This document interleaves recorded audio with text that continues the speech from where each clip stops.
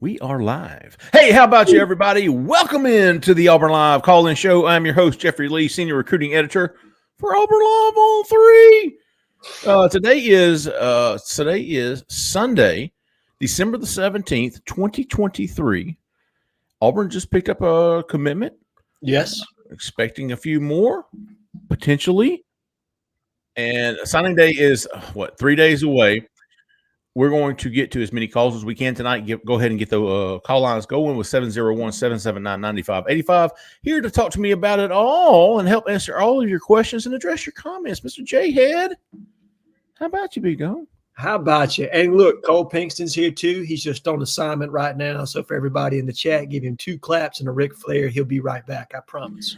Cole is live from the Waltals, Waltals, I think is how you say it. Well, that's what I said. Well, as Auburn is hosting several recruits today on unofficial visits, a lot of the 2024 and 2025 guys came in. Ryan Williams, Perry Thompson, Cam Coleman, KJ Lacey, Malik Autry, Alvin Henderson. A lot of these guys came in, went to the basketball game at noon, and then went to Auburn's bowl practice at 3:30. So they're kind of filing out here and there sporadically throughout the evening. Cole's going to be back and forth with us on tonight's show. We're going to get to the phone lines as quickly as possible. I know y'all got questions and comments you want to pass over to us. Before we do, if you're looking for a house in or around Auburn, Opelika, Lee County, look no further than the help you need. I'm telling you, give her a call. She will be the best realtor. She is the best 5-star realtor on this planet. Jessica Andrews with the Talents Group. Give her a call, 334-704-4442. She can find the house you want or desire and get rid of the one that you no longer do. Jessica Andrews with the Talents Group. Give her a call, 334-704-4442. Tell her we sent you. All right, Jhead. While we wait on Cole to jump back, I think Jamon Dumas Johnson, yes, huge surprise, second surprise of the weekend. Starter for Georgia the past 2 years at linebacker. Boy, he looks good on the hoof there, Knight Rider. And he came in for an official visit, and I think he is on his way out. Cole will get back to us and see if he talks to the media. A.J. Harris was the other surprise. He did not want to talk to the media, but we have heard very good things about him and Auburn, and expect a decision maybe tomorrow morning, Monday morning, early next week. How about that? Just to be safe. But Auburn did pick up a commitment from a transfer defensive lineman, Gage Keys, Mr. Gage Keys, who started his career off at Minnesota, transferred to Kansas, and will now finish his career at Auburn. If I'm not mistaken, he started in 2020. Of course, that year doesn't count. He redshirted 2021, played 2022, 2023. So I think he has 2 years of eligibility remaining. He's going to move to Auburn early part of January. I will say this, man. I know a guy in the business who actually was part of signing Gage Keys at Minnesota out of high school, and was talking to him a little bit before the show, and he sent me some notes on this kid, and I'll read you what he sent. Good as grits. It's about as good as you can do if you get that endorsement. Good kid. Average game grade last year for run was 58, so he wasn't great against the run. No, pass. He likes him in the pass rush. Yep. He graded a 72 there. He can create pressure on passing downs, and especially when he's healthy. He hasn't been healthy all the time. Played primarily at the 3-tech. Played in all games last year. Started 3 games. He'll be a fantastic third and passing down situation type of guy. That's some of the notes that I got. So you're muted. It's like if I just touch this. If I touch it, yeah, now I won't do it. But when Cole gets back, he really like Gage Keys. But anyways, Jhead, your thought on Gage Keys? I thought it was a really big pickup. Look, we needed somebody. When you lost Marcus Harris, you had to have somebody that could come in, play the 3, play the 4-eye. This is a player that can do that. And he's got a little bit of versatility. I looked at Cole's breakdown from what he had last night, and he showed the young man being able to play all over the line. He even showed him playing some shade nose and even out at the 5-tech. So a guy that can plug holes for you at a multitude of different spots. Not only did you lose Marcus Harris, who was probably your best defensive lineman last year, you also lost Masai Nasili Kite who was a big contributor when he was healthy. Lawrence Johnson, who was a key rotational piece. You got a couple guys that I like that didn't get snaps last year, and Deron Reed and Bobby Travis. Those are two guys I think keep your eye on as guys that can take a step forward in the spring. But getting a veteran that's played competitive snaps. Now, he's played competitive reps, okay, guys? And you can't undersell what competitive reps mean. He's seen live Power 5 action in the Big 10 and the Big 12. A guy that I think will give depth to this defensive line. Is he going to be what Marcus Harris was? Probably not. But he doesn't have to be. If Auburn's unit collectively can play better as a group, he's a key piece of what they can be. And I think it was a really added value get for Auburn. But Cole's back. I know he's watched a lot of HQ. Hey, Cole, what did Jamon Dumas Johnson want to speak? He did not. Okay. He did not. All right. Am I delayed? Am I good? Do y'all have me? No, you're good. We got Okay. No, he was not. He did not want to talk respectfully, of course.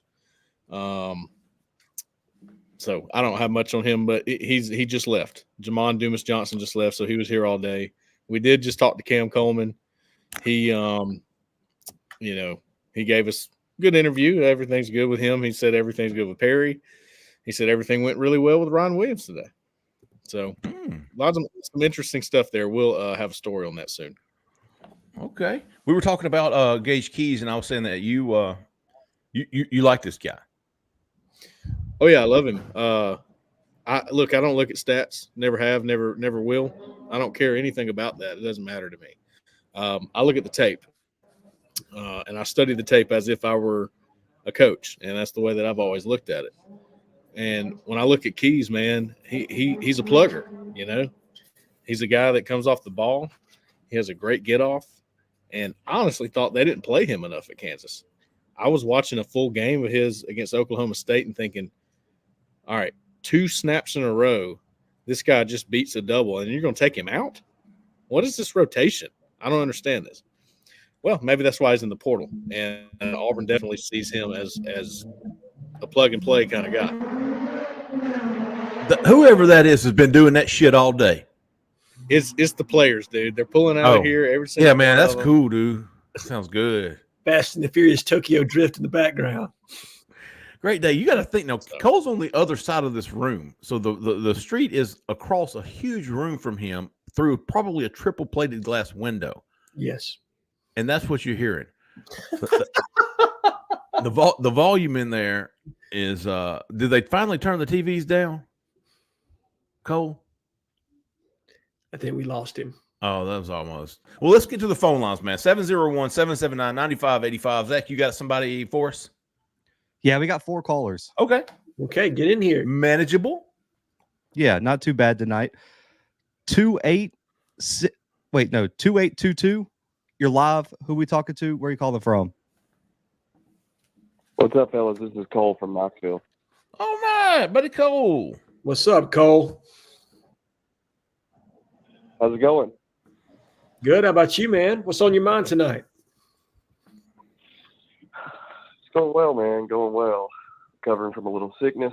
Just me and my family just got back from Disney World. I've been off the corner for a week, so I've been catching up.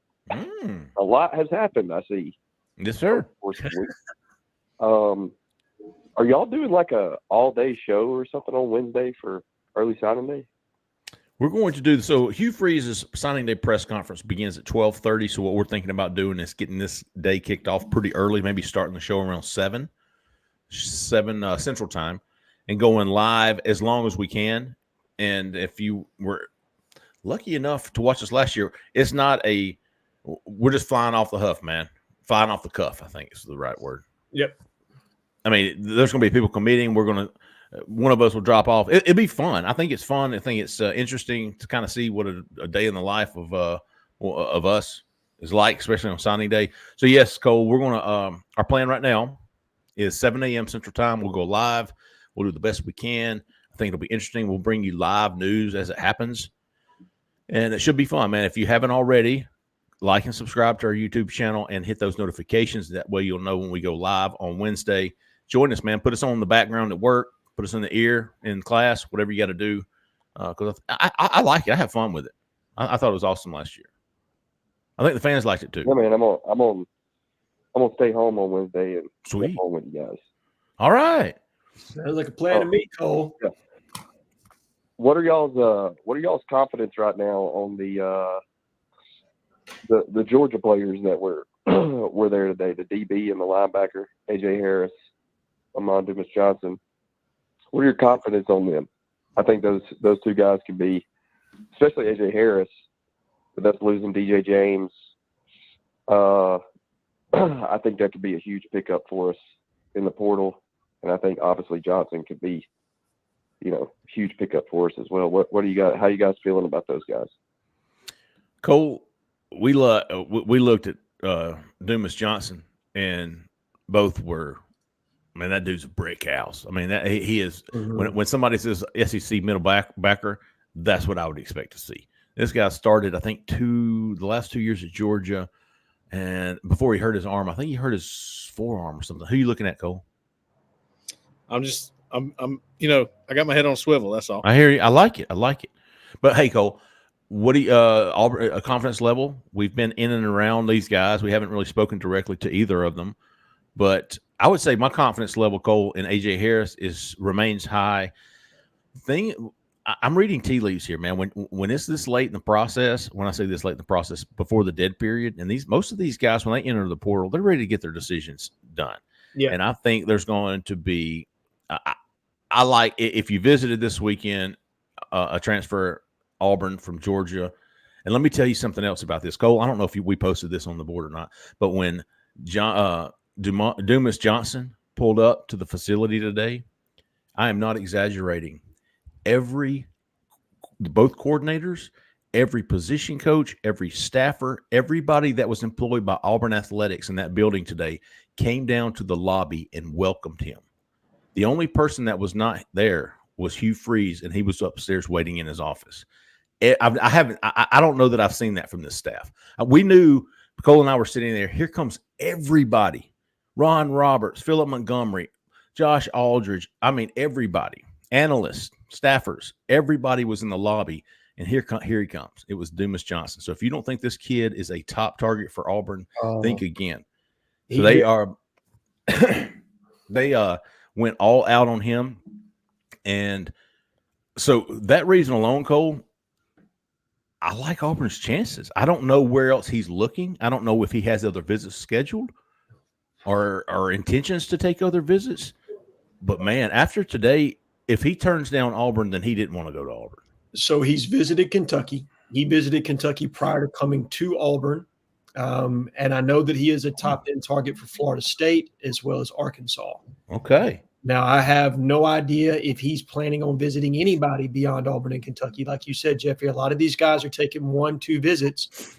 And if all things being right, and I do mean NIL and everything else, playing time, all that other stuff that gets factored into this, a lot of these kids, like you said, they're making their decision after seeing 1 or 2 spots. So if he chooses not to take visits in January, I think you got to like Auburn's chances. If he chooses to take visits in January, I think you probably don't like Auburn's odds. If he hasn't committed before, what's today, 24th? So in the next 2 weeks, really in the next week, man, I would be a little concerned because at this point, he knows whether or not he wants to go to Auburn. Cole, I was telling them about today, this morning, when all the coaches and staffs and coordinators and everybody came down, analysts, and it was Dumas Johnson. They came down for. Yeah, that was big, man. That I actually posted on the board because we didn't know who was walking in. We had no idea. We had some people. Pretty much everybody that we expected to be there was already there. So we were like, what's going on there? Put a note on the board. Everybody's in the lobby right now for some reason. And right now? Oh, this morning. Yeah. And then it was him. And we're like, who is that? Just knew he looked like a player. We weren't sure who it was. And then that's who it was. That was a big surprise to us. That's no doubt. So, Cole from Knoxville, I feel really good about AJ Harris, and I feel good about Dumas Johnson. Sorry. This guy Bucky in the comments, man. Sorry. Go ahead. What do you say? It's been a common theme, Cole. There's a lot of people who aren't high on him based on film review, dude. Go look at the film. I got it for you. I did every play for you. Go look at it. You make your own decision, dude. Cole, don't worry about those. Yeah. Bucky, you're entitled to your opinion. I respectfully disagree, but let's continue on, Zach. He got his name from his teeth. Oh! Hey, we'll change the vibe here right now because we got 5960 calling in. No introduction needed. You are live. What's up, friends? Hey. There he is. How y'all doing, man? I missed you last week, brother. Where were you at? Oh, man, I've been under the weather a little bit, man. Just Edward, you've been a no-show for about 3 weeks now. No, he was just last week. when I do call here, folks ain't on time. When I do call, That's what he was talking about, Cole. That's it. Yes, Josh Herbert. Josh Corbett. Yeah. Yeah. yeah, when I do call, folks them in the wood, helping their friends pull deals out the wood. You're right. That was 2 weeks ago. I give it to y'all guys, man. Y'all may have the hardest job in the world because people don't understand. As a father of a 22-year-old, a 16-year-old, and a 13-year-old, trying to predict what they would do, that's a damn job. I live in the house with mine, and I can't predict what they'll do. That's a real deal job. This generation just different. They'll look you right in your face and tell you a lot. Well, you know, Everett, today was a perfect example of that. KJ Bolden, the 5-star defensive back, was committed to Florida State. He visited Florida State when he left. He said, "I'm done. I'm signing. I'm signing with Florida State. I'm not going to Auburn." And I'm going, well, there you go. Done deal, right? Mm-hmm. Maybe. Yeah. We seen crazy things happen. And he might have been being honest for that moment. Fax machine. I don't know if they still do a fax machine or however they do it. It ain't over with. E-sign. But, oh yeah. DocuSign. I had a question. Something I was just thinking about.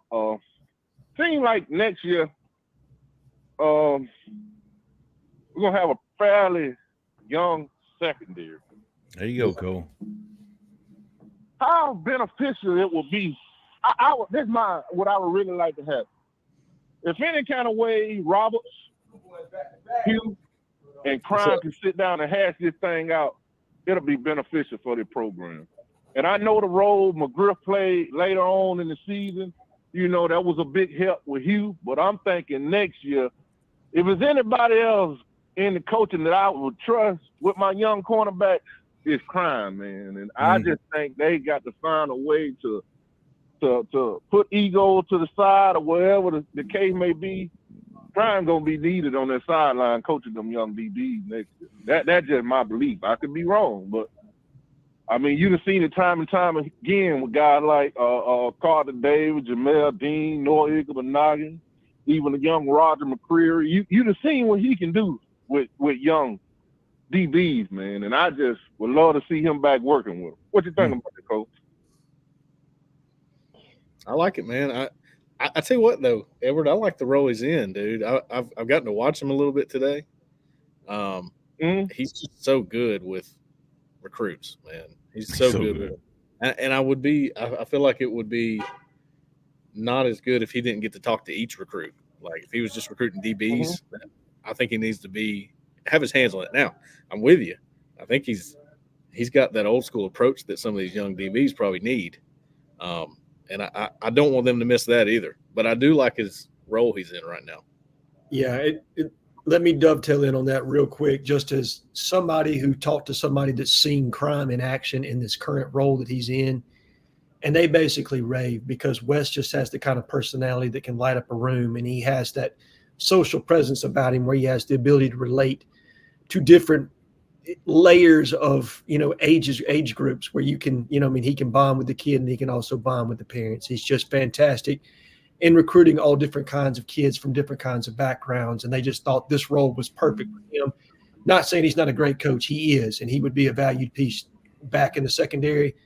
But they just thought that for this staff, that is a perfect role for Wes in the job that he's in right now, heading up recruiting and giving Hugh Freeze the ability to do other things beyond just focus on recruiting. One more question for y'all, and I'm finna get off. I'm gonna ask you this, and I'm gonna get off. I see the free 5, and that's just a thought of all them guys lined up on the field together. That's a nightmare for somebody. My belief, Bryce Kane and Michael Simmons ain't getting enough love, man. They kind of getting overshadowed, but man, them two guys there, man, they're not gonna take a back seat to nobody when they get to Auburn. I'm telling you. But Cody, you see a scenario to where I know Hugh been heavy on the RPO game, but when you get those kind of weapons, can you see a scenario where it's more designed drop back passing, man, to get everybody involved now? Because this is the thing now, you can get the free 5, but everybody not getting the ball, you won't have them for long. So you got to, with them caliber players, man, they want the ball, you know, and just the RPO type scheme, you know, it's gonna have to be more than that to try to get guys involved. So that's just my question for y'all, man. Y'all guys have a good night. Jhead. So Edward Cole had to drop out, so you'll have to deal with my analysis on this. But absolutely, Hugh Freeze, when you had the plethora of weapons that he had at Ole Miss, when you had Daquan Treadwell, Cody Core, multiple other guys. I'm trying to think of the tight end off the top of my head. Evan Ingram. Yeah, Evan Ingram. You had Ingram, and then Dawson Knox too was there, right? The guy that plays for the Bills. Correct. You had all those guys there at one time. And what Hugh did is he did spread it out, and he didn't necessarily rely on the RPO as much. But I think Chad Kelly's his first year there, they tossed it around for close to 3,500 yards. That's what you would expect if you're bringing in the freeze 5. I don't know if you're going to get that necessarily next year as they're acclimating to the SEC. But by year 2, you're talking about guys that have the ability to do everything. There's not a lot you can't do. And to speak as it pertains to Malcolm Johnson Jr., he had a fantastic week of Mississippi versus Alabama All-Star practice, and 24/7 is going to give him a bump, which should raise his stock. He was already a 4-star with on 3, a high 4-star. Now he's probably going to be a consensus top 200 prospect across the board. So you're talking about 4 guaranteed blue chip guys in your class right now, with the potential of adding a 5th blue chip and 5-star in Ron Williams. That's just unreal to me. I never thought in my lifetime I would see a wide receiver class like this at Auburn.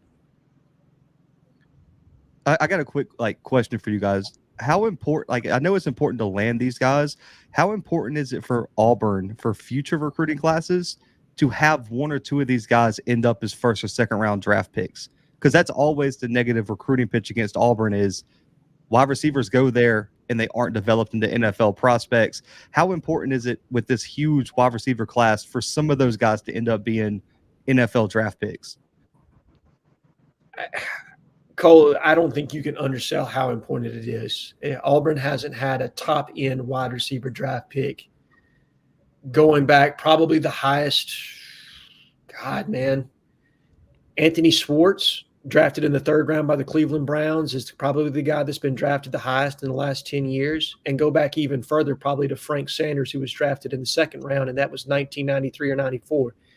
So the history just hasn't been fantastic for Auburn and wide receivers as it pertains to their status in the NFL.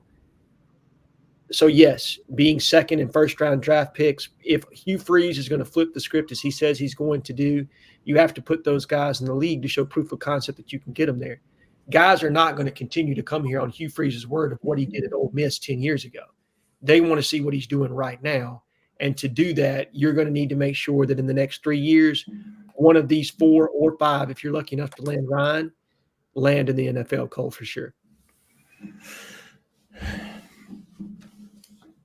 We'll go to, I think this is Kevin from Wilmer. You're live, Kevin. Kevin from Wilmer, Alabama. What's happening, Kevin?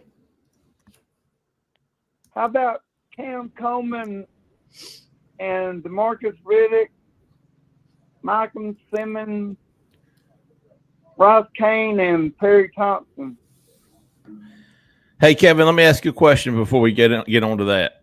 Are you do you have a membership to Auburn Live? Well, I think some guys want to give you a membership. Yeah. Would you want it? Yeah. Would you? Heck yeah. Yeah. Man, we're going to make that happen, buddy. Let me think about this. How can we talk to Kevin off the air after this?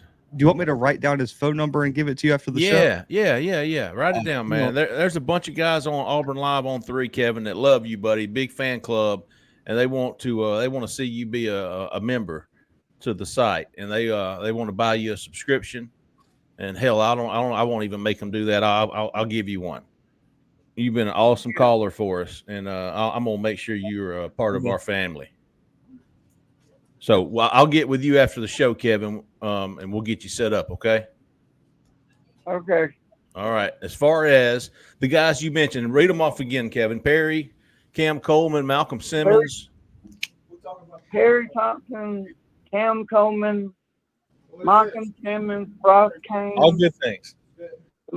DeMarcus Reddick, and how did Ryan Williams be at Auburn today? I'll start by saying all of those guys that are committed are absolutely expected to sign with Auburn on Wednesday. DeMarcus Reddick started practice. He's already moved down to Auburn. D'Angelo Barber has already moved in. Yes, sir. He started practice yesterday. I think Malik Blockton starts practice tomorrow. And everybody else is expected. Cam, Perry, all those guys are absolutely going to sign with Auburn on Wednesday and make it official.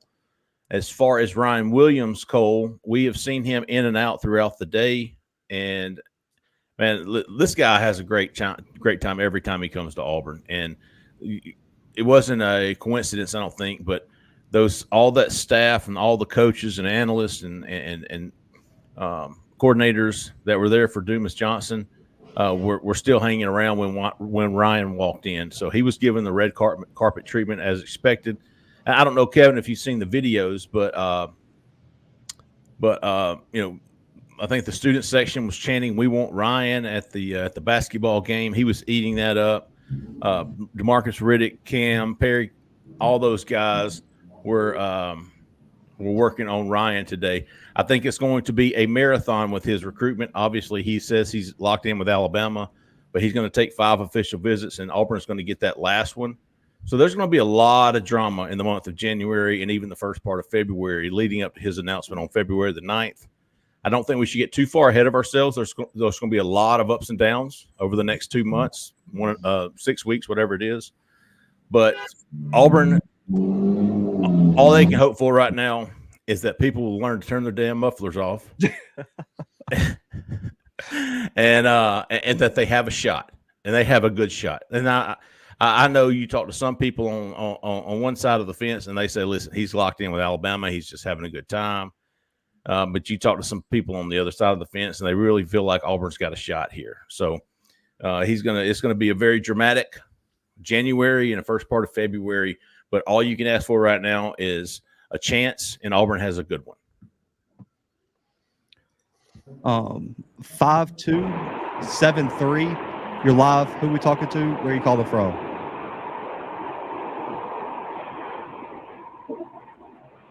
Five 273. Can't hear for that muffler. Yeah, I was saying we'll move on from that one. Hey, real quick, Zach. When we were talking about all those guys just now, that was Cam Coleman. He heard his name. Oh, for real? And he's like, "Who are you talking to?" I was like, I muted it. I was like, "The Auburn Live family, dude." He goes, "Oh, cool. Tell him I said hey." Indeed. It'd be marvelous, or is it magnificent? Magnificent. That's Magnificent. yeah. All right. Magnificent. 7711. You're live. Who we talking to? Where are you calling from? Oh, what's up? My name's Connor. I'm calling from Auburn. What's up, Connor? So I just had a little 2-part question. They're real short answers. So what is the percentage chance that KJ could show up tonight and we just don't know it. And my second question is, I was actually at Stacks the other day with my girlfriend, and while we were sitting down, there was, I presume to be an Auburn player, real big guy, having a conversation with a gentleman in a Mississippi State uniform. He had a big folder with pictures, and I wasn't eavesdropping, but I definitely heard some conversation of what do the dorms look like and stuff like that. So I was just curious, is that normal for other teams to show up and in the city or around campus just talking to players? I was just wondering if that was normal, but I'm gonna hang up and listen to the show. Thank y'all. Hey, good stuff, Connor. Appreciate the tip. But if that kid is in the portal, the coach can absolutely have an in-home visit with him. So he can come over to Auburn, meet off campus, and explain to him, give him a recruiting pitch. Hey, this is what we've got for you at Mississippi State. I think Auburn has, 10 or 12 guys in the portal? 12. They've officially got 12 of their own players in the portal right now.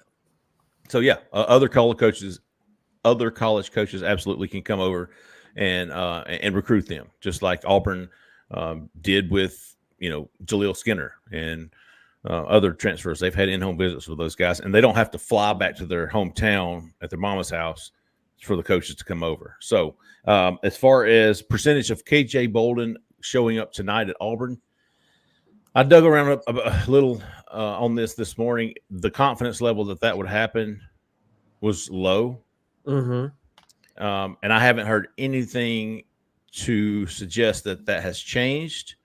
However, like he said, I'm sitting here right now. He ain't here. So he ain't getting past me right here. Probably not. So as of right now, it doesn't look good. They did bring in Peyton Thorne through the back door. Yes, They did do that. They surely did. The board's going to ask Cole to stand up with his computer and show us every closet, corner, Under the rug. There he is right there. Yeah, exactly. Are you outside? Yeah, they didn't turn the volume down in there, man. Good for you, man. We'll tell Caldwell. He'll go to the top. We're going. No doubt he will, dude. Caldwell get it done, big dog. Yeah, man. But good stuff, Connor. Hey, listen, again, they could have been feeding me. They could have been smoke screening me. But the percentage, take it for what it's worth, was very low, or the confidence level was low that was going to happen. And as far as, I think Auburn would have felt better about their chances of a flip had he shown up today. Sure. But he took his grandparents, his parents, and everybody down to Florida State. Now, I don't think that's the end all be all, because as Edward said earlier, you just honestly, man, I mean, as bad as it sounds, it's not like him individually. It's the world we live in now. You can't really trust anything when it comes to recruiting. Ask Cole Pinkston. A lot of people in the chat were confused. Just for clarification, there was 20 questions about what happened with him on social media today, like what reporter he was going at or what happened with that. Yeah, I saw that. I don't know. Then after all that happened, LJ McCray and Amaris Williams have this back and forth on Twitter about, I don't know, man. I can't read it. I will say this, though. KJ's emojis were cats. Mm. The corner was just deciphering that, dude. Oh, they were. Listen, Amaris Williams has not been shy about his loyalties. I mean, this kid over the past 24 hours has tweeted, WDE 3 or 4 times in response to others. And then tonight he was like, 3 of us. I think he posted and then deleted it. So KJ's going to be one of those. We'll wait till Wednesday morning. I mean, that's all you're going to be able to do with him. Probably with LJ McCray. I would expect to know something on Mars Williams before then. I expect to know something on Cohen Eccles before then, on Favor Edwin before then. I'm trying to think who else is left on the board. No D linemen other than Amaris and LJ. And even though you expect to know on Cohen, for everybody that's watching tonight, he will not sign until the 22nd. He's going to sign on his birthday. But we should have a good read on that situation, hopefully by Tuesday, I would think. Yeah. One way or the other, if Auburn's still in it or not. I know LSU's got 5 offensive line. It seems to be down to Auburn LSU. He went to LSU this weekend, and they've got a big offensive line class. Going to do some more checking on him.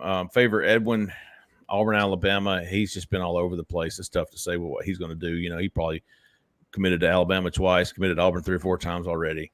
So we'll see what happens with him. Do we have any more on the line? Oh, we got 10 callers. My bad, big dog. I was. The corner's doing work in the chat. Apparently, they went to Amaris Williams' Instagram, and he has Auburn football defensive tackle in his bio now. Yeah, I just checked that. I didn't see it. Yeah, so I don't know where they're finding that, but apparently someone probably had a screenshot or something crazy or photoshopped it. But yeah, the chat's going crazy right now. Nice. Hey, Zach, you said we got what? How many callers? 10. Okay, let's get to them. 2781. You're live. Who we talking to? Where are you calling from? 2781. You're live. Hello. Hello. Can you guys hear me? Yeah, yes, sir. Okay, cool. This is Josh from Foley. So, long-time listener, first-time caller. I was just kind of wondering, recruiting has kind of gone silent for Auburn here lately. I know we got the pickup from the Kansas guy today, but I was just kind of curious what was kind of going on. Ole Miss is picking up a lot of traction here lately with all their transfer portals. So just kind of wondering what Auburn was doing. I know we had the 2 guys from Georgia on campus here recently. But that's what I was wondering. Love the show. I'll hang up and listen. What was his name? Josh from Foley. From Foley? Yeah, from Foley. Okay. Yeah. All right. Thanks for the call, Josh from Foley. So, Jhead. Sure. I thought of you when he was asking this question because what popped into my mind about why it's been a little bit slow is there's not much room left. They're being very selective. The conference has been locked. And I thought Jhead, I'm sure, is way ahead of me on this. But you think that might be a reason? I think it's absolutely a reason. I think right now the focus is getting this high school class across the finish line. I'm not saying that they're not combing the portal, trying to make sure that they get adequate pickups. I think people misread that sometimes and say, well, they're not, active in the portal. It's not like that. There are a lot of people that I have been in contact with that will come and visit in January. I think we've talked about this before, that the large majority of Auburn's work in the transfer portal happened after signing day this time last year. That of the 10 signees they had, only 2 signed in December, and everybody else came in January thereafter. Auburn is practicing some restraint in the transfer portal. They're not going to overpay. They're going to probably put an accurate NIL price on what they're seeing on tape. There you go. Mm-hmm. For people that don't understand, there are teams out there right now that are well behind in recruiting, that are trying to gain an advantage, guys whose coaches are going to be on the hot seat next year. Now, Ole Miss isn't one of those. Ole Miss has done a fantastic job, but Arkansas is one of those teams that's throwing around a lot of money in the transfer portal. There are several others that are doing that because they're so far behind in high school recruiting right now and aren't able to accrue the impact players that Auburn already has in its class. So right now, the focus is on getting this high school class across the line, practicing restraint against what we would consider mid-tier prospects. I think Auburn is willing to spend on upper echelon game changers. Auburn will spend exactly what anybody else would spend, but they're not going to overpay and eat up their NIL capital for what you would consider a mid-tier guy. Okay. That is what happened to us somewhat last year, in my honest opinion, with some of the transfer portal pickups that we had in the wide receiver core. I think we got a lot of mid from the wide receiver core. I don't think they're looking to do that. I think they're looking to shop at the top end of the portal. And regardless of what some people's opinions are, the defensive tackle from Kansas, this is a guy they earmarked. This is a guy they wanted. They don't see him as mid-tier. They see him as a guy that is worthwhile getting on board right now. So I think Auburn's going to be very conscientious about how they move forward. Like you said, we're looking at about probably 8 more spots, portal spots only. We're not shopping for 20 spots like we were this time last year. We're looking at about 8. Okay, probably another defensive lineman, another linebacker, another defensive back, maybe a wide receiver, tight end, and another 2 offensive linemen. And that's really kind of what you're looking at in the portal right now. That's where I kind of think we're going to land. So there's not as much work to do this time as there was last year. And I hope everybody will kind of bear with us as we get through this. I know that portal recruiting is going to pick up as we move into January. And people are really kind of being a prisoner of the moment with what Ole Miss is doing and Colorado is doing and a handful of others. Okay, I understand it. I get it. You want to see Auburn constantly picking up guys, but we're just not building the same way some of these other teams are. Don't think for a second Auburn couldn't have had Jerquan Squat, couldn't have had Mac Pounders, couldn't have had. They could have had these guys. And don't also forget, as Jhead said, I think it was a week ago, Auburn at this time last year had two. Oh, Rivaldo Fairweather and McAllister. So there you go. They're on the same pace as they were a year ago, and they ended up with 20. And listen, Hugh Freeze said it yesterday in the press conference. Yeah, he said, this whole portal thing doesn't really fit my personality. I'm having to look at how I do things with this, because he wants to get a guy up in his office and talk to him, build a relationship. He's not getting that opportunity with some of these guys because the guys are, whatever's happening on their visit, they're trying to end it because they know he's going to go to Auburn the next week. They're going, well, we have to stop that. All right. So there is a little bit of that going on where there were some guys that Auburn probably wanted to get, but never made it to campus or whatever happened. But there's also some guys that made it to campus and they said, I don't know if that's the right investment for us right now. Right. Jhead said. Agreed completely. I think there's an assessment that's ongoing with some of these transfer portal kids. You know what I mean? And part of that is them getting to pick their brain for what their football IQ is. Are they a mix for the culture on this team and on this staff? Because they don't want to bring in kids that are going to, have that mercenary personality. You're talking about bringing in kids that are going to be good leaders. They're going to buy into the culture that they're trying to set. And I'm not saying that I'm not accusing any kid that they brought into this point. I'm just saying it's an ongoing assessment. And the only two misses, in my honest opinion, of guys that they said they really wanted were Vinny Scurry from Toledo and obviously Carmona from San Jose State. Those were two they wanted. All right. I'm not going to pretend like they weren't. Do I think they can find comparable players to them later on down the line in the portal? I do. Yeah. I honestly do. I don't think either one of those guys were game changers. They're good players, but I don't know that they're absolute game changers. And look, push come to shove, Auburn's got a guy, even if they want to move him inside, he played left tackle last year. He can play left tackle again. It's not like that they don't have a guy that's already there that can't play it. Okay. So this is more about us trying to reformat the line to do maybe fit it a little bit better to what Freeze wants to do. But they got guys on this team that they believe in and they trust that can get the job done. Joey Slackman just committed to Florida. That was that's a pretty big update. There you go. The transfer defensive lineman from Penn, who was supposed to be in Auburn this weekend, and went to Virginia Tech, North Carolina. Then I think he dipped out on Auburn and went to Florida instead. I don't know if he went to Florida or if they just paid him a big old bag. I don't know. Maybe he had already visited there. He had already visited. He took an OP to Florida last weekend. Yeah, and they felt really good about that situation. And I think he probably just, like you just talked about, Jeffrey, these guys make 1-2 trips and they want to be done with it. They don't want to go see 4 or 5 schools. That's just not what these kids are trying to do. Yep. 0300. You're live. Who are we talking to? Where are you calling from?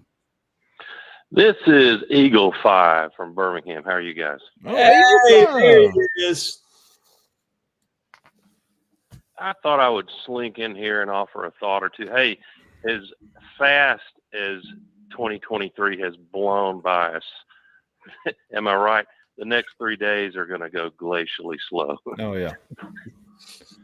Yeah. Sloth-like. I was thinking about, and I'd love to hear any of you, all three of you guys' reaction.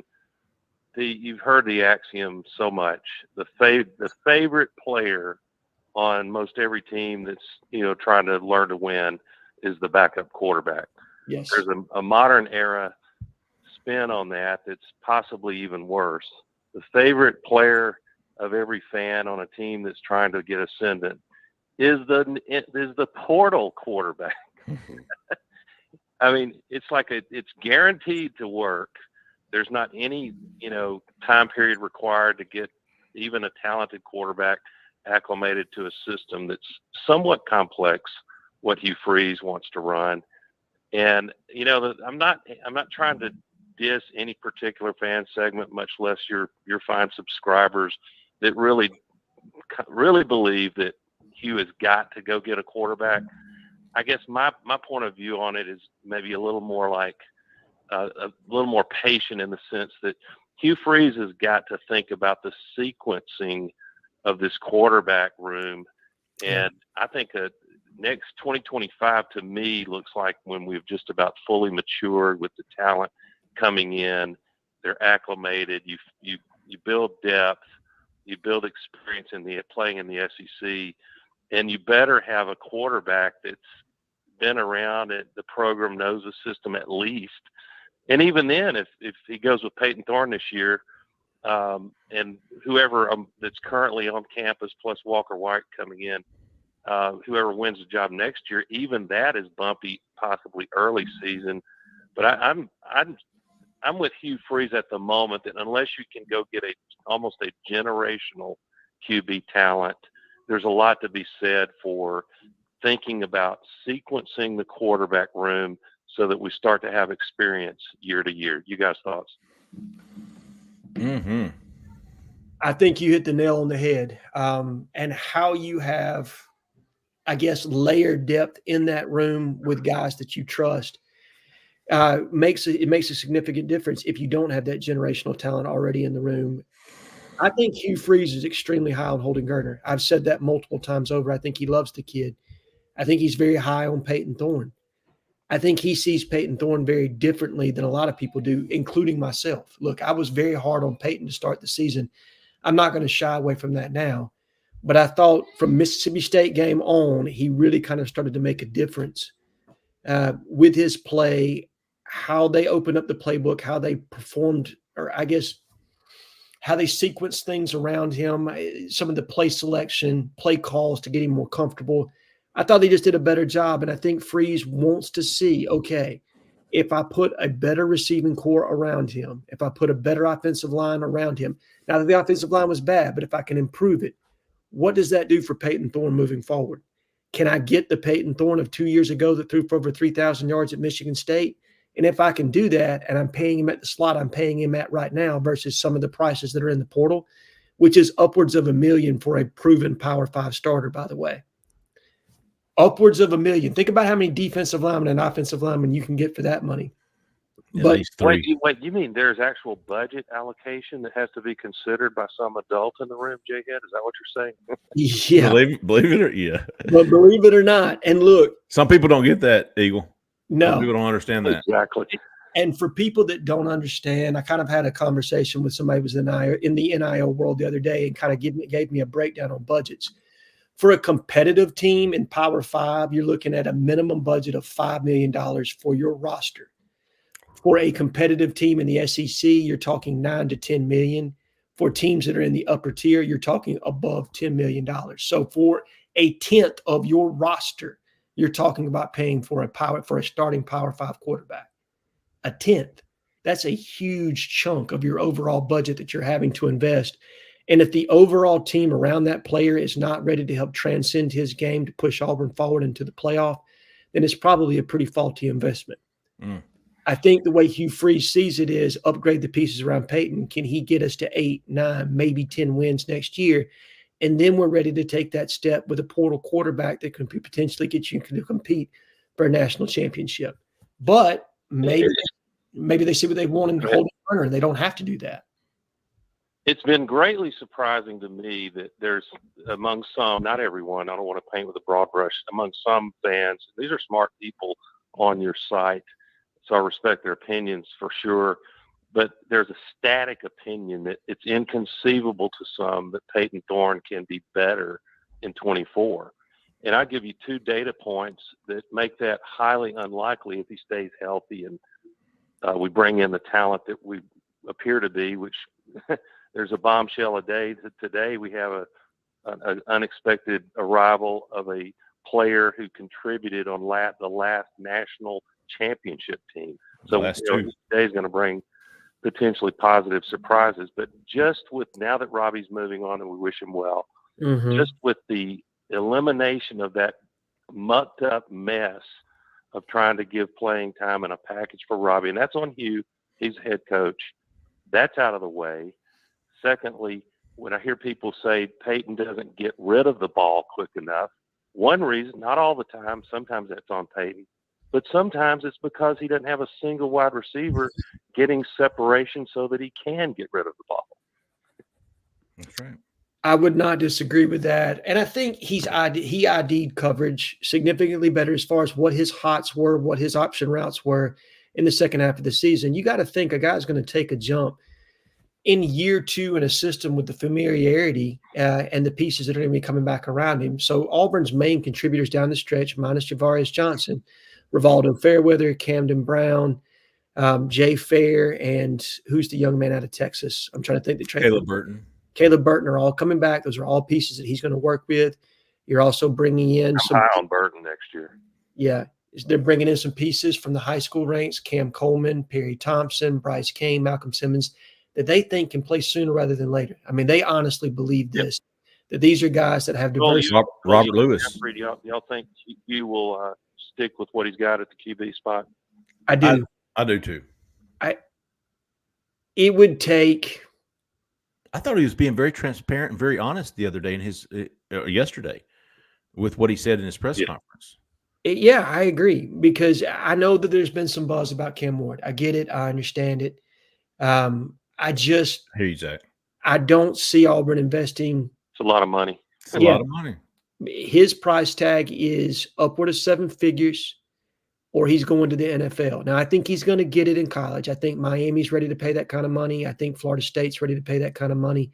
But you got to think that they've been building their team. I mean, Florida State was a quarterback away from playing in the playoff this year.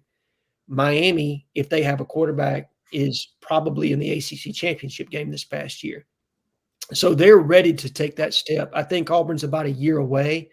And I think Hugh Freeze is being very pragmatic and smart about the decision of how he's investing his money as far as putting it into the overall team, investing in the team around Peyton and setting it up for either a transcendent quarterback to come in next year, or Holden Geriner takes that step that we all know that he has.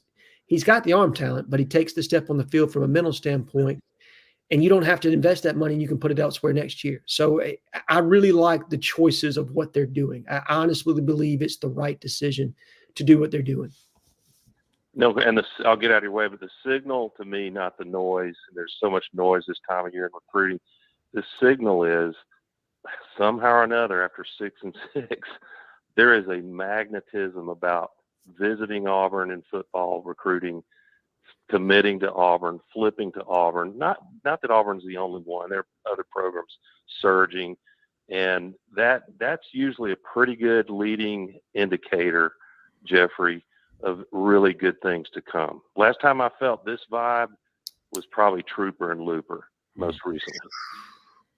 It's the last time you've had results like this. It's the last time Auburn's went head-to-head multiple guys and beat out Alabama's and Georgia. That's true. Florida. So it's buckle up. I think we're about to be back. Don't take a little while, but not as long as I thought a year ago. I agree. Eagle 5, appreciate you, big dog. War Eagle. All right. Thank you so much for calling in. Awesome caller. Don't be a stranger, big dog. Keep us going, Zach. 5273. You're live. Who we talking to? Where are you calling from? 5273. You're live. Hello, can y'all hear me? We can. Oh, okay. Hi, this is Jack from Birmingham. What's up, Jack? I'm actually a current Auburn senior, so I was lucky enough to be at the game earlier. Oh, very cool. Mainly wanted to just talk about that, but also I just wanted to thank y'all so much for all the coverage you do. Actually, a big part of why the game today was so fun is I was sitting around a bunch of guys getting to talk about AJ Harris, and we were all really excited to see Ryan Williams and Perry and all those guys. And then actually happened to be that they ended up standing about probably 5-7 feet away from us for pretty much the whole time that they were there. So getting to talk to them and really see their reactions, and just really kind of like humanizes this like aspect of recruiting that I think a lot of us can kind of overlook when it's just all Twitter and all the stuff that we're reading every day, where it's just like, oh, we only care about like whether or not it's going our way. But a lot of these guys seem like really good people, and I can really kind of see what Hugh Freeze seems to be looking for in these guys, just with how selfless they were, even around people like their age that they could very easily like look down on. Yeah. And so I just really appreciated that. And like I said, I just really appreciate all the work y'all do to connect the students around recruiting. And I really do think it's kind of united us between sports, and especially the football, with how big that's been. And I think y'all are a huge part of that. Wow. Jack, we appreciate the hell out of that, big dog. Definitely, Jack. That was great. But what did you think about the basketball game today? Tell me about the environment. What was your feel? What was your feel for the game as far as how we looked against USC? I thought it was pretty phenomenal. I loved getting to see the like pretty direct comparison of Aiden Holloway to guys like Bronny James and Isaiah Collier that definitely got a little more like maybe hype to begin with. Obviously, like some big names, and USC just being in LA, the big like time atmosphere in school. I think Aiden really showed out well. I think a lot of the guys that people don't really give a ton of credit to also played really well. I know a lot of people are really happy with like how Caldwell played. I mean, that dunk was just absolutely incredible, especially seeing it so close. I mean, I've been to the Kentucky game last year, or I guess 2 years ago now, with Jabari. Waited 10 hours for that game. I waited 2 or 3 for this one, and it did not disappoint at all, even just from the atmosphere alone, let alone winning, especially the way we did. Yeah. Yeah. That was fantastic all the way around. No, I agree. And I agree on your assessment of Aiden Holloway. He looked very natural, very smooth in that game. I thought Auburn shared the basketball extremely well, moved it from side to side, created opportunities against the zone and in man-to-man. 5 guys in double figures, 5. And to lead the way, Aiden Holloway, 15 points, 6 assists. And I thought he very much outplayed the number 1 player in the country that you just talked about in Collier over at USC. And I'm not exactly sure that Aiden's probably looking to turn pro after this year. I think he may even come back for 1 more year. I know that sounds a little bit crazy, but that's my most recent intel as far as kind of asking around. Now it's really early in the year, and we'll see how he progresses.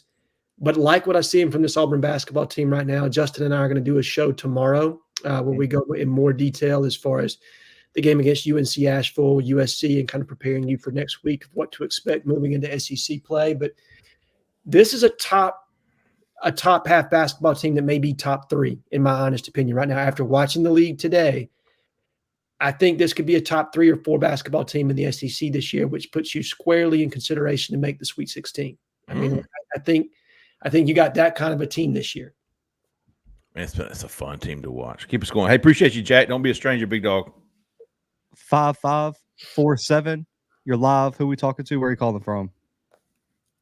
It's John from Florida. John from Florida. Yes, sir. When's the deadline for current players opting for the NFL? Oh, I need to look that up. Anymore. It's like the second week of January. Yeah, it's no time soon. Yeah, it's like the second or third week of January. They're like, it's after the national championship for sure. Yeah. Are there still on the bubble? Are there still some on the bubble? I don't know about the NFL, Jhead. Maybe some on the bubble about the transfer portal. I think Justin Rogers is the only one that I'm waiting on to make a decision. I haven't heard anything as it pertains to our left tackle about entering the draft right now. I know that there was some buzz of that during the season. January 15th is the day for them to decide. But there you go, Zach. Justin Rogers is the only one that I'm waiting on that I think is going to make a decision. I feel pretty good about our running back situation. I don't think anybody's thinking about turning pro there right now with Jarquez having the season that he had. I think he's really sold as far as coming back. Asante just made his decision, and that was big for Auburn to get him back. So right now, Justin Rogers is the only one that I'm aware of that's making a pro decision. And then, like Jeffrey said, I think we got one or two more that are contemplating whether or not they're going to hit the portal. I don't know that we will get any more attrition. We might. I think there might be one more receiver, maybe another defensive back that could hop in. But I think everybody that I was anticipating was going to enter the portal is in right now. We're kind of at the number that I thought we'd be at. I appreciate your call, John. 6469. You're live. Who we talking to? Where are you calling from? Hey, this is this is Davis from Brookhaven or Atlanta, Georgia. I was actually asked to call in by Carter because of his Bama wife not allowing him. Can you hear me? Yeah, man. You just made me laugh, brother. Yeah. So we actually just watched the basketball game together. Got to talking about a couple of recruits, but really, I guess because campus, there's probably a question more for him, but I don't see him on. So y'all probably, I'm sure y'all are texting in a group chat or something like that. But how was the experience at the basketball game for like Ryan with all the guys mixed in with coming in off of the Alabama Mississippi All-Star game? Anything like that? Any intel? And then I got another question after that if you don't want to answer that one. Well, for Ryan, it couldn't have gone any better. He was applauded. If he didn't feel special after that, there is not.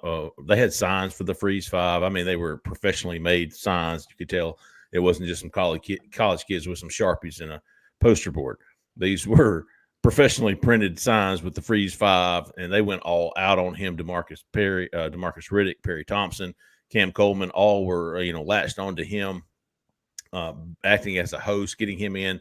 I think as he walked in, the student section went crazy. They were chanting, "We want Ryan." It was a big, big deal. And if you follow him on Twitter, he posted a lot of videos. He was just having a great time. I mean, he was eating it up. And his mom or his dad was there. I think his mom came in too, but his dad was there. All the coaches were there. He had a fantastic visit. He went to the basketball game. Then he went to practice afterwards. He watched the practice. Then he stayed around a little bit after the practice, and then he headed home. So overall, just from the outside looking in, I would say Auburn hit a grand slam. They couldn't have done a better job of making him feel special, wanted, and obviously a high priority. Yeah, absolutely. I mean, we kind of wrote some things down, as you could imagine. Two Auburn guys really obsessing over getting this ultimate class, and like racing on the field was one y'all already addressed. We were kind of going to ask about who was at the game that we did not see, was kind of behind closed curtains, or maybe watching it at the field house. But y'all have already addressed that stuff. Everybody went to the game. Next was just what substance was there to the Amaris tweet? Y'all hinted at it a little bit. Cole retweeted it. We saw that. So wanted to know the validity of, do you think KJ is leaning towards LJ for Florida State, or is that something that's brewing behind the scenes that maybe everyone's kind of keeping the cards close to their chest? But I'm going to log off after that, but thank you, fellas. Appreciate you, Davis. Tell Carter to run for it. He's still got time. There you go. Let me think. Amaris and LJ and KJ kind of going back and forth. What did he say? Is it more of a smoke screen? Yeah, I don't think it's a smoke screen. I think kids like to have fun on social media. Yeah. Right? And fans sometimes probably lean into it a little bit more than what it truly means. And I'm not in any way trying to be derogatory towards our subscribers or anybody else that wants to make a big deal out about that. But look, I think Amaris Williams, I think Auburn stands a very good chance of flipping him sooner rather than later. If not, he's going to do it on National Signing Day. But I like where Auburn stands in that one. I don't even consider him committed to Florida. Right. I mean, I don't. Yeah. I mean, he is on paper. Right. Yeah, all intents and purposes. But I don't see him signing there right now. I think it's Auburn, Ohio State for him. Florida's fighting to stay relevant. We'll see how that all shakes out. But I like where Auburn sits with him. LJ McCray, still very much committed to Florida. Auburn's got a shot. I honestly believe you've got a better shot with LJ McCray than you do with KJ, in my honest opinion. And we'll see how that one ends. If one or two pieces leave that Florida class, and he's sitting there looking like that Fresh Prince gift, like he's sitting there all by himself, I think he may decide, you know what? Maybe I need to go someplace else. I think a class falling apart can absolutely be the thing that gets him to look at Auburn and decommit from Florida. And maybe Auburn can win it outright. I don't know. Daytona Beach is really close to Gainesville. He's had a relationship with Billy Napier for a long time. I'm sure that Florida's willing to match money for anything that anybody else is willing to bid. So it won't be a money thing that gets him to decommit from Florida. It's going to be a crazy one. And what are your feelings on KJ, Jeffrey? Like, what do you honestly think? If signing day were today, if signing day were right now and the fax lines just opened up, I would have KJ to Florida State and I would have LJ to Florida. Right. I would have Amaris to Auburn. Yes. But I've said this a lot, and it's not like it's my unique idea or theory, but man, I don't think nothing's going to be done with these guys until, the cliched 11th hour. I agree. I mean, I'm talking about you remember Tony Mitchell late? Yes. Tony Mitchell put everybody to bed. He was going to Auburn. When he woke up, he was going to Alabama. So I would not doubt it, but I will say that, yeah, if signing day were today, which it's not, so it really is irrelevant what I think. But I would give the edge right now to the schools to which they're committed. But man, it's not today. No, it is not. And there are things that are being said, and I know that things that are going on right now. This is, and as you would expect, Hugh Freeze and this staff are going to be very probably tight the next couple of days, trying to make sure they get this recruiting class locked down and not a lot of things get out. They're going to want to make sure that they get this thing across the finish line and get the guys that they want that are high on their board. Hugh Freeze wants to make a huge splash on Wednesday. Yes. And if you're going to do that, you want guys like me saying if signing day were today, I would go Florida State and Florida. Correct. Because you want that appeal, right? You want that shock. That you want the headlines. You want the signing day headlines. Yeah, the dramatic turn. You don't think if Hugh were to flip those two kids that and Amaris Williams too, make it 3, that he would be on every front page of On 3, 24/7 Rivals, ESPN, Sports Illustrated, every front page of every news outlet that covers sports would be talking about Hugh Freeze's class, just like they did when he was there at Ole Miss.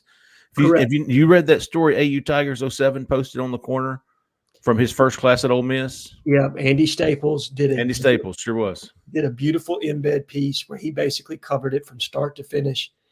I wish that coaches would allow you to do that now, as far as letting you sit in there with them all day and watch the war room and how it goes down. But you're right. The 3 guys they landed on National Signing Day in Kimdichie, Tunsil, and Treadwell.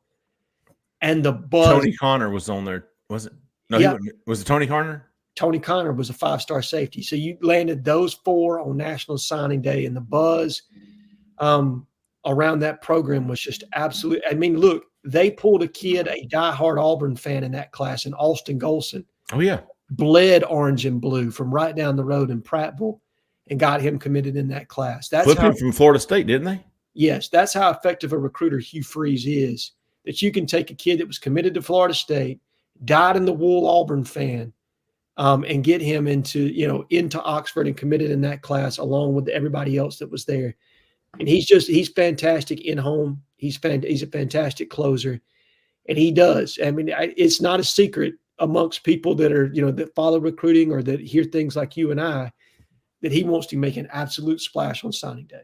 I mean, he wants to make a splash. He wants those headlines. Good stuff, Davis. Appreciate you, big dog. 1740. You're live. Who we talking to? Where are you calling from? Hey, this is Eric Mack from Little River, Alabama. How y'all What's up, doing? Eric Mack? How you doing, big dog? Hey, buddy. Man, I want to tell you a few things, and that's it. I'll get off here. I know y'all trying to get off here. It's getting late.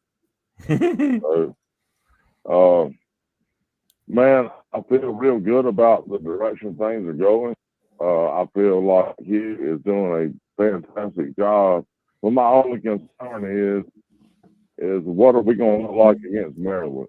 I mean, is he putting too much emphasis on the recruiting, or will we look strong in that game? That's a great question. Well, I think both teams probably are going to have some issues, Eric, if I'm being honest. The rumor out of Maryland today, or what's been reported, is that Talia Tagovailoa is not going to be playing in that game, who's Maryland's starting quarterback.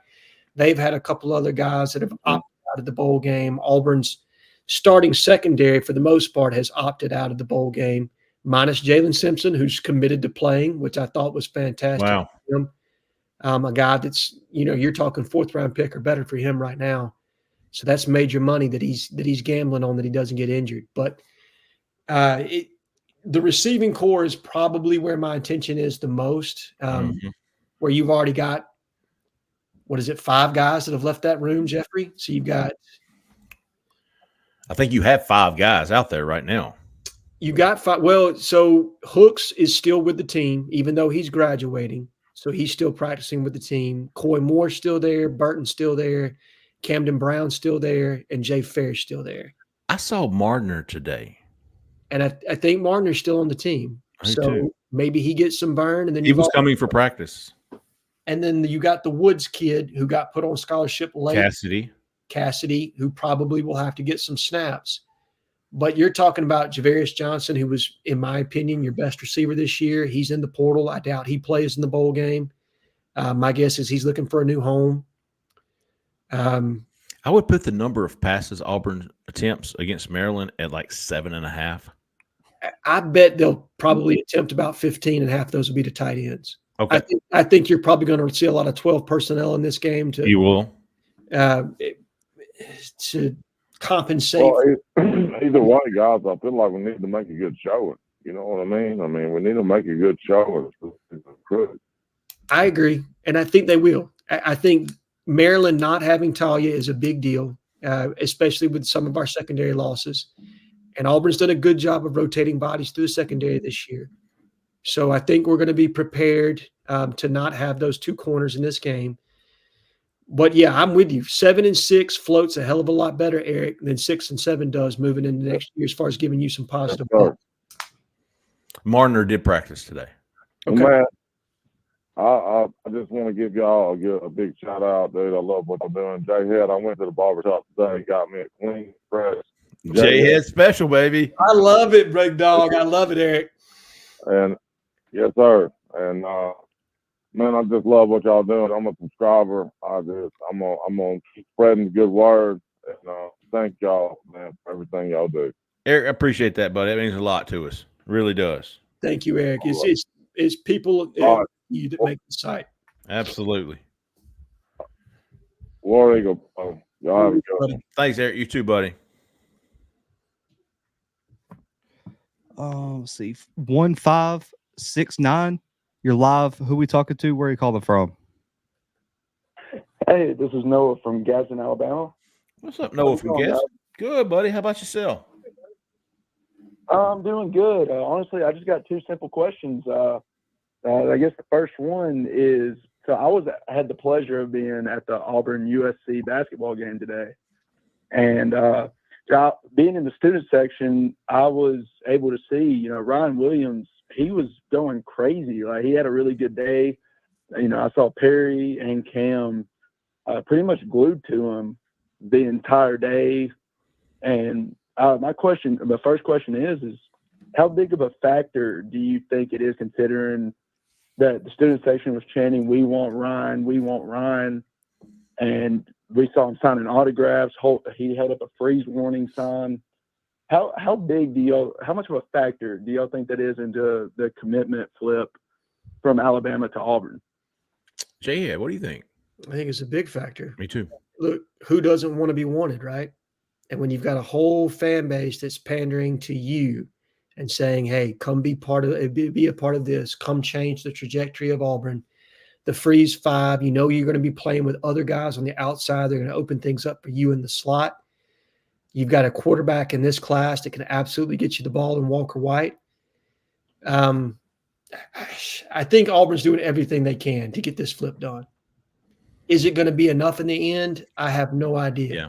But I think the Auburn student body today, the Auburn fan base, the coaching staff, the support staff, the recruits themselves, as far as how they're recruiting Ryan, they have done everything they possibly can to make this flip happen. And we'll see how the visits go. He's going to take all 5 in January. It's going to be fast and furious. And we'll see push come to shove in February what the young man does. But I think it definitely makes it look, you would rather that happen than him to be booed, right? You know what I mean? Or there to be zero fanfare at all about him walking into the building. So I thought that it definitely made a difference for sure. Good stuff. No, appreciate call. Last caller of the night, 1973. You're live. Who we talking to? Where are you calling from? Hey, this is Cameron from Wetumpka. Just calling in today. Cam? Ask a question about the live stream Wednesday. All right, Cam. Good stuff, man. You said what? I'm sorry. Good stuff. I was going to touch on that again. So what you got? What's on your mind? What's the question?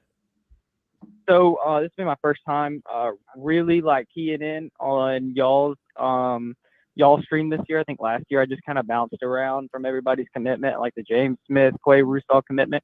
Are you guys by chance going to be able to add like maybe the stream of like let's just say like with LJ McCray, I don't know what time he's going to sign or anything. Would y'all be able to pull that up like on your stream, or would there be some problems with that where, I may just have to listen to y'all in the background while I watch some of these kids sign? Is there a possibility y'all could do that, or? I think it would have to be externally. I could first of all, I don't know that any of these kids are going to have like an announcement, right? Like they're already committed. Most of them are. I need to look and see what the calendar looks like. I'm sure ESPN, On3, and 24/7 all have some publication of basically stating who's going to have a live commitment. What I can tell you is, and what we did last year, is we're going to talk about each prospect going into when they're going to be signing. And we're going to be discussing prospects as they sign their letter of intent and sending it in to Auburn. I will do some research and some due diligence and try to make a board post as it pertains to guys that are going to be having signing day ceremonies. Whether they're having a commitment ceremony or not, different deal, but they are all going to have signing day ceremonies. And when those letters of intent are going to come in, I'm assuming that the industry people are probably going to be in the ear of some of these kids that are coming down to making a decision as far as whether they're going to flip or not. So I don't know, Zach, you can speak more into whether or not we can get into pulling somebody else's stream, but we will be consistently talking about the guys that are on Auburn's board and any potential surprises that you can expect, and giving you a breakdown of what they're bringing to the table, how they would fit into the class, and kind of our projection for Auburn's trajectory moving forward. Yeah, I mean, it will just depend on where it's being streamed, because the only thing is we don't want to get ourselves into any copyright issues, because if someone has the rights to stream that ceremony, like whether it's a news organization or something, it can flag us on YouTube, and then it becomes a whole process in terms of channel monetization. And we can't switch to ESPN on this. Yeah, no, stream. you can't. Right. Like, you can. People do it, but those people get in a lot of trouble. What we'll do, Cam, at the very least, is I'll have my TV on. We'll all watch it together. Yeah. Okay. So all right, that makes me feel better. I'm gonna be. Unfortunately, I was dumb and didn't ask for this Wednesday off, so I will be working hard at the Wally World in Auburn. Sweet. So I'm probably gonna be taking a lot of air quotation bathroom breaks. There you go. Understood, man. Yeah, I also wanted to shout out a caller earlier. His name's Connor. He was one with the stack. Little talking point. I just wanted to shout him out. That was his first time calling. I was in the room with him. He didn't seem nervous at all. So it was great. Yes, sir. Y'all have a great day. Great rest of your night, and can't wait to tune in Wednesday. Excellent, Cam. We appreciate you, big dog. Y'all don't be a stranger now. Don't be a stranger. Hey, let's reiterate. Wednesday, y'all, bright and early, man. We're going to go live at around 7:00 Central Time, and we're going to be talking about the day, the commitments, the signees, the times. We're going to be following all of the drama of signing day. Mhm. Doing so live. Will KJ Bolden flip? Will LJ McCray flip? Will Cohen Eccles? Who will he choose? So Morris Williams will be going to keeping an eye on him. Favor Edwin. There's still about 6-7 guys that Auburn would like to get the majority of. Probably not going to get them all, but you want to get the majority, or at least some. So keep us an eye on that. Now, we will have one more recruiting show before then. We're going to tape tomorrow night, try to get kind of a better understanding of what to expect for Wednesday. That show will be out Tuesday morning. That will be more of a preview of signing day, we hope. It's tough to preview signing day when stuff changes within the hour, but we'll do our best to have everybody previewed and ready to go for Wednesday morning. Obviously, if you haven't already, go to Auburn Live on 3. We've got a 50% off signing day special going right now. You can get a full year for, I think, $55. So it's like $4 or $5 a month. And of course, you can always do the $1 for your first month, but after that, you'll be paying $10 or $9 or something. So 50% off, man. Go ahead and lock in for that year and come join us. We're going to make sure Kevin from Wilmer is joining us soon. See if we can't get that nailed down. One more time, house in or around Auburn, Opelika, man. If you're looking for a realtor, man, she's fantastic, dude. I'm not just saying that because she's my domestic partner. She's fantastic. She's a 5-star realtor, folks. Her name is Jessica Andrews. She's with the Talents Group. Her number is 334-704-4442. Give her a call. Tell her we sent you. Man, great show. We appreciate everybody calling. Let me run down real quick. Cole from Knoxville. Edward, big old country kid. Yeah. Country kid. Kevin for Wilmer, keeping us straight on the commitments. Connor from Auburn did a fantastic job, Connor. Yes, he did. Sherry tonight. Josh from Foley, fantastic. Eagle 5 with a fantastic, insightful call. Jack from Auburn. John from Florida. Davis from was it Brookhaven, I believe? Yes. Eric Mack, love some Eric Mack. Noah from Gadsden and Cam calling in to close off the show.